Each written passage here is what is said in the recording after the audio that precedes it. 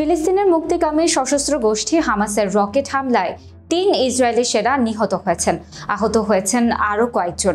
সোমবার এক প্রতিবেদনে এই তথ্য জানিয়েছে সংবাদ মাধ্যম বিবিসি।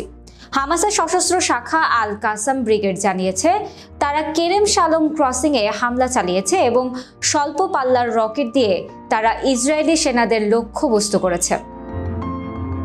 ইসরায়েলি প্রতিরক্ষা বাহিনী আইডিএফ জানিয়েছে, কেরেম শালোম থেকে প্রায় ৩.৬ কিলোমিটার দক্ষিণে গাজার রাফা ক্রসিংয়ের কাছে একটি এলাকা থেকে 10টি ক্ষেপণাস্ত্র নিক্ষেপ করা হয়েছে।